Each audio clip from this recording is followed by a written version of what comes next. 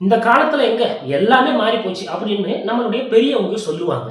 அப்ப உண்மையிலே இந்த காலத்துல என்னதாங்க மாறி போச்சு அப்படின்னு சொல்லி பார்த்தீங்கன்னா, முடியாமல் வாழக்கூடிய காலம். அதாவது முதுமை காலம் அப்படிங்கிறது தான் இன்றைய தேதிக்கு அதிகமா ஆயிருச்சு. இத எப்படி சொல்றேன் அப்படின்னா, அன்னைக்கெல்லாம் 18 வருஷம் படிப்பாங்க. ஆனா இன்னைக்கு அந்த டிகிரி, இந்த டிகிரி அப்படின்னு சொல்லிட்டு 25 வயசு வரைக்கும் படிக்கிறாய்ங்க. அப்புறம் அன்னைக்கு 18ல படிச்சாங்களா, ஈஸியா வேலை கிடைச்சிரும். ஸோ அப்ப 18ல அந்த வருஷமே வேலை வாங்கிருவாங்க. 60 வயசு வரைக்கும் வேலை பார்க்குறாங்க அப்படின்னா 42 வருஷம் வேலை பார்க்குறாங்கன்னு வச்சுக்கோங்களேன். ஆனா இன்னைக்கு 25 தான் படிச்சு முடிக்கிறான். அவனுக்கு அந்த இது இப்படி இப்படின்னு சொல்லிட்டு அவனுக்கு உருப்படியான ஒரு வேலை கிடைக்கிறதுக்கு 30 வயசு ஆயிடுது. அப்ப 30 டூ 60 30 வருஷம் தான் வேலை பார்க்குறான். இப்ப 60 வயசுல அவனும் ரிட்டயர் ஆயிட்டான், நம்மளும் ரிட்டயர் ஆயிட்டோம். ஓகேங்களா? இப்ப அந்த காலத்துல பெரிய அளவிலான இந்த மெடிக்கல் அட்வான்ஸ் இதெல்லாம் இல்ல.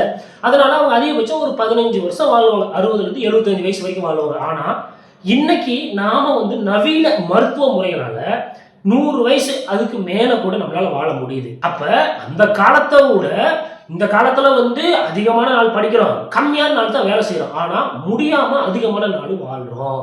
இதுல இருந்து நான் என்ன சொல்ல வரேன்னா, முதுமை காலத்தோட விதியை உங்களுடைய 20 வயசுல இருந்து ஆரம்பிங்க.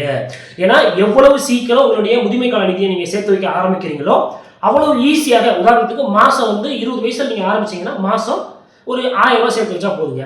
அதே 30 வயசுல ஆரம்பிச்சீங்கன்னா 2000 சேர்க்கணும். அதே 40 வயசுனா 3000 சேர்க்கணும். 50 வயசா 4000 சேர்க்கணும். இந்த மாதிரி உங்களுக்கு வயசு கூட கூட அந்த சேர்த்து வைக்கக்கூடிய அமௌண்ட் ரொம்ப அதிகமாகிட்டே இருக்கும்.